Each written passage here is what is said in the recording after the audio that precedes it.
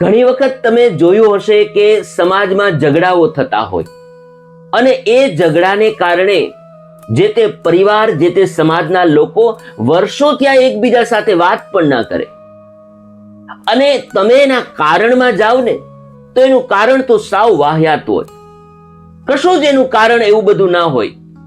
હમણાં એક લગ્નમાં હું ગયો અને એ લગ્નની અંદર ઘરધણીએ બધા સગા માટે સાફો અને કોટી મગાવેલા.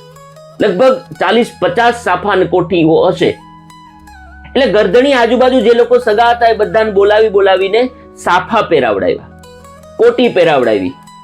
પણ એમાં 3 સગા એવા હતા, ક્યાંક આડાવડા હશે તો એ ઘરધણીના ધ્યાનમાં ન આવ્યા.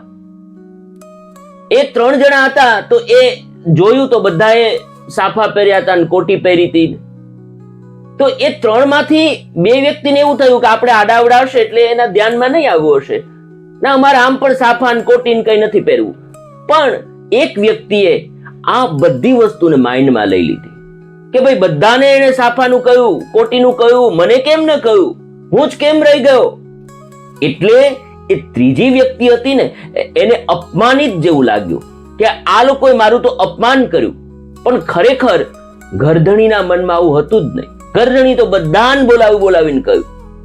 પણ આ 3 વ્યક્તિ ક્યાંક આડાવડા હતા અને આ 3 વ્યક્તિમાંથી માત્ર એક જ વ્યક્તિને અપમાનિત જેવું લાગ્યું. બીજા 2 વ્યક્તિને તો થયું કે કશો વાંધો નહીં. હવે આ જે વ્યક્તિને અપમાનિત જેવું લાગ્યું એ ઘરધણી સાથે લગ્ન તો પતી ગયા, પણ એ ઘરધણી સાથે વર્ષોથી વાત જ નથી કરતા, અણબોલા છે, એકબીજા પ્રસંગમાં જતા પણ નથી. બસ આ ઝઘડા પાછળનું આ જ કારણ છે, બીજું કશું જ નથી.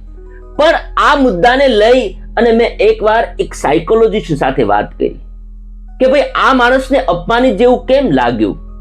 પેલા 2 માણસને તો અપમાન જેવું લાગ્યું ને, એકને જ શા માટે લાગ્યું? ઘટના તો એક જ હતી. પછી સાયકોલોજીસ્ટ મને વાત કરી કે જે વ્યક્તિને અપમાન જેવું લાગ્યું ને એના ઘણા કારણો હોઈ શકે. એક તો એ માણસને અભાવ ચાલતો હોય, એ માણસને નોકરીની તીવ્ર ઈચ્છા હોય, જીવનમાં નોકરી ન મળી હોય, એને સંતાનોની ઈચ્છા હોય પણ એ માણસ નિસંતાન પણ હોય.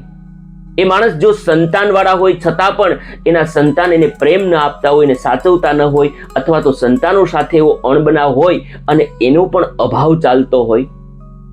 પૈસા કમાવાની તીવ્ર ઈચ્છા હોય છતાં પોતે પૈસા નથી કમાતા, અથવા તો એ વ્યવસાયમાં નિષ્ફળ જાય.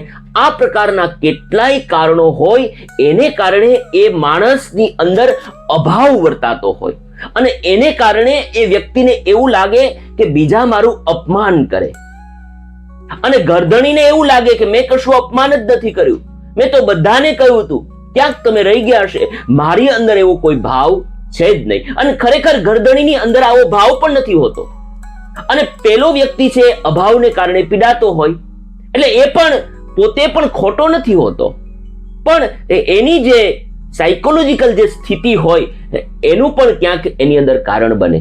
અને કદાચ જો સાયકોલોજીકલ સ્થિતિ એની ન હોય તો કોઈક વ્યક્તિ એને વધારે પડતું ચડાવતો હોય, અથવા તો એ ભૂતકાળના જે કંઈ સ્મરણોનો, ભૂતકાળની જે ઘટનાઓ હોય એ ઘટનાને પણ બહાર લાવતો હોય, એમને પણ આ અપમાન સાથે જોડી દીધી હોય કે ભાઈ પહેલા તમે મારી ઉપર આવું કર્યું હતું, એ પહેલા મારી ઉપર આવું કર્યું હતું. તો ભૂતકાળની કેટલી ઘટનાઓ પણ એ ઉમેરી દેતો હોય અને એને કારણે આ સમાજમાં ઝઘડાનું કારણ ખૂબ મોટું